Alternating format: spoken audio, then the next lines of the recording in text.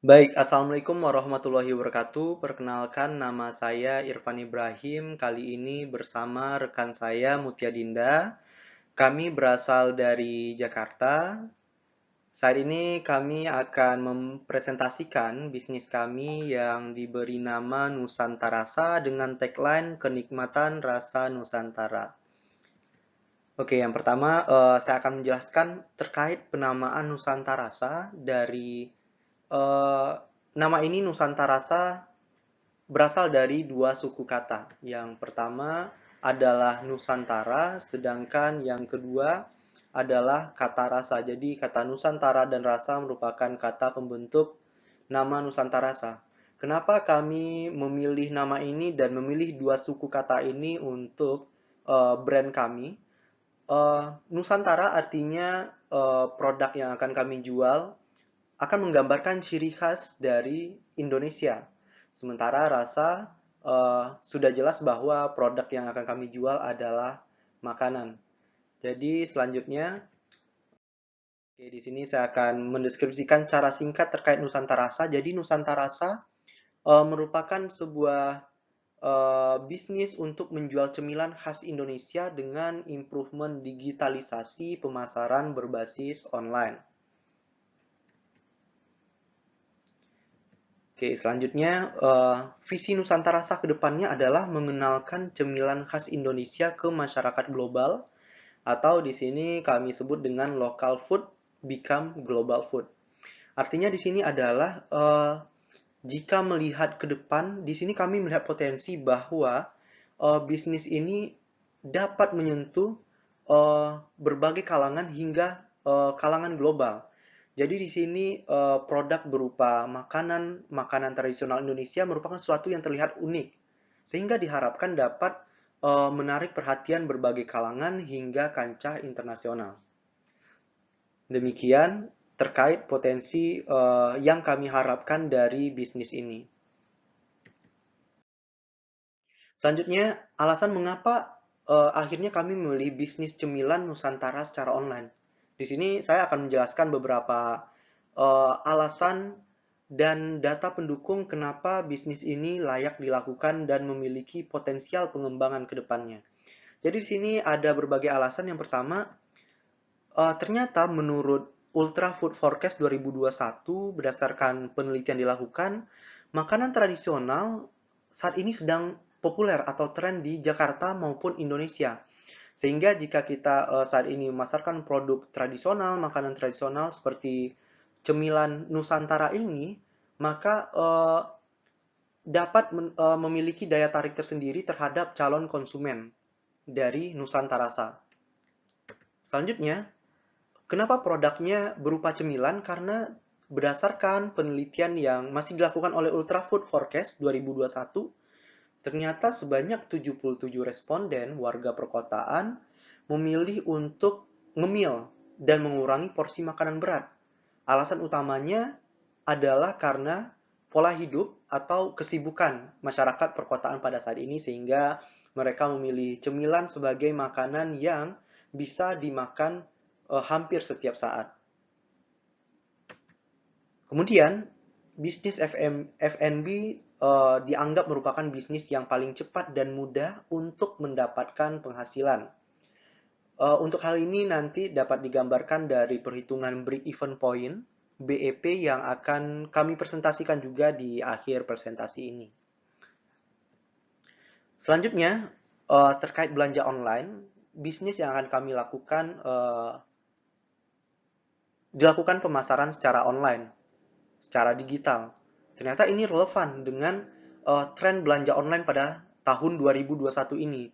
Ternyata dari survei yang dilakukan ternyata tren belanja online naik 3-9% di 2021. Sehingga pemasaran secara online merupakan langkah pemasaran yang bisa dibilang tepat untuk produk yang akan dijual. Selanjutnya, produk yang akan kami jual merupakan produk tahan lama. Ternyata produk tahan lama ini merupakan salah satu alternatif produk yang tepat di masa sekarang ini, di masa pandemi. Kenapa? Karena pola hidup masyarakat saat ini memilih produk makanan yang tahan lama, karena sekarang gaya hidupnya gaya hidup karantina. Artinya masyarakat saat ini uh, untuk uh, mengurangi frekuensi belanja, baik itu terutama belanja secara offline, sehingga masyarakat saat ini melakukan penyetokan makanan, terutama makanan yang tahan lama, sehingga produk yang kami jual cemilan berupa cemilan yang tahan lama menjadi alternatif yang tepat untuk memenuhi gaya hidup masyarakat saat ini.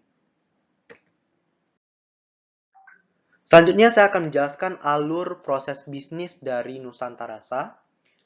Untuk fase awal ini, atau di sini kami menyebutnya fase startup, untuk produk-produk yang akan dijual, sekarang kami manfaatkan networking dari masing-masing area untuk mendapatkan supplier lokal dari cemilan khas daerah masing-masing. Yang mana dari supplier lokal tersebut nanti akan di-repacking di basecamp kami di kota Jakarta. Berikut merupakan tampilan dari salah satu produk yang sedang kami bangun saat ini, yang mana dari produk-produk cemilan khas dari masing-masing daerah dari supplier lokal akan kami packing kembali di Jakarta menggunakan brand kami.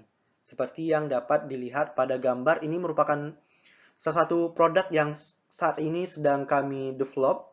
Ini merupakan rendang telur, salah satu cemilan dari Sumatera Barat, tepatnya di kota Payakumbuh, yang mana cemilan ini selain rasanya yang enak juga ternyata tahan lama dan bisa disimpan hingga berbulan-bulan.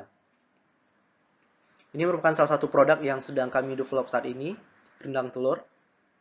Kemudian untuk setelah repacking akan dilakukan tahapan promosi melalui media sosial yang sudah kami bangun juga.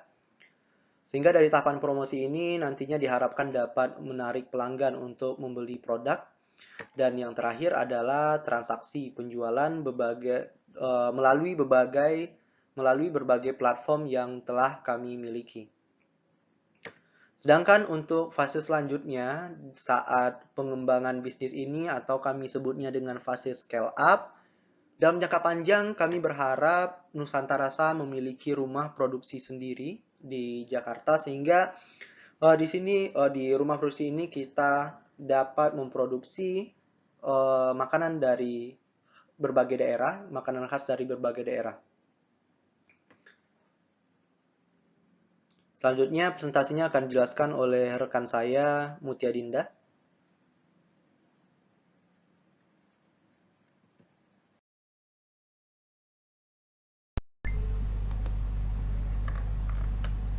Target dan lokasi pemasaran produk Nusantara Rasa. Nusantara Rasa memiliki target pasar yang cukup luas, yakni bisa dari kalangan dewasa hingga remaja. Untuk tahap awal, produk Nusantara Rasa akan kami pasarkan di masyarakat perkotaan, khususnya area Jabodetabek. Mengapa masyarakat perkotaan? Karena memiliki akses yang baik untuk transaksi online dan populasinya cukup banyak. Selain itu, proses produksi Nusantara Rasa sendiri akan berpusat di Jakarta. Selanjutnya, lokasi pemasaran. Lokasi pemasaran kami bagi menjadi dua, primer dan sekunder, di mana yang primer, produk utama Nusantara Rasa akan kami pasarkan melalui media online berupa sosial media dan marketplace. Dan lokasi pemasaran secara offline, harapannya produk Nusantara Rasa bisa didapatkan melalui mitra berupa kafe, warung, dan minimarket. Berikut dua akun online yang telah kami buat, yakni akun Instagram Nusantara Rasa dan akun Shopee Nusantara Rasa. Selanjutnya, modal usaha. Berdasarkan perhitungan singkat yang telah kami lakukan, untuk memulai usaha ini kami membutuhkan biaya modal capital expense sekitar 500.000 dengan rincian seperti pada tabel berikut. di mana biaya promosi kami plotkan sekitar 3% dari keseluruhan total. Dan biaya operational expense atau biaya yang dibutuhkan setiap bulannya untuk penjualan 100 pieces snacks sekitar 1,5 juta. Selanjutnya, selain biaya capital expense dan operational expense, kami juga membutuhkan dana cadangan sebesar 3 kali operational cost. Dana cadangan ini kami butuhkan untuk keberlanjutan bisnis kami jika di awal mula masih mengalami kerugian. Kami bisa menggunakan dana cadangan kami ini untuk melanjutkan usaha kami jika tersendat, tentunya dengan improvisasi dan inovasi dalam keperjalanan usaha ini. Sehingga total keseluruhan modal yang kami butuhkan untuk membangun usaha ini adalah jumlah dari capital expense, operational expense, dan dana cadangan. Totalnya sebesar 8,4 juta. Selanjutnya, untuk penjualan sekitar 100 pieces dalam waktu 1 bulan, kami akan mendapatkan revenue sekitar 2 juta rupiah.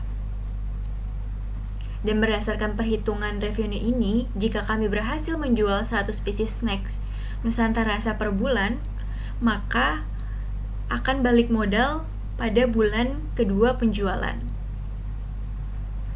Oke, cukup sekian presentasi dari kami. Kurang lebihnya mohon maaf. Terima kasih.